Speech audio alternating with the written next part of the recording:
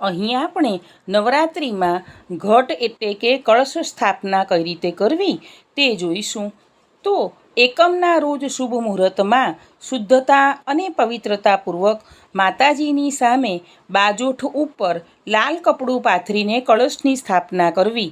એક તાંબાના પાત્રમાં જળ ભરીને તેમાં નાગરવેલના 5 લીલા પાન મૂકો અને તેની ઉપર ચુંદડી ઓઢાડી શ્રીફળ મૂકી દો. આને ધાન્ય એટલે કે ઘઉં ઉપર મૂકો.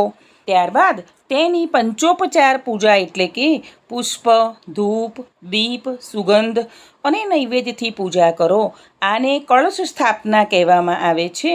કળશ સ્થાપના વખતે આ મંત્ર બોલવો: કલશસ્ય મુખે વિષ્ણુ કંઠે રુદ્ર સમાશ્રિતઃ મૂલે ત્વસ્ય સ્થિતો બ્રહ્મા મધ્યે માતૃગણાઃ સ્મૃતાઃ.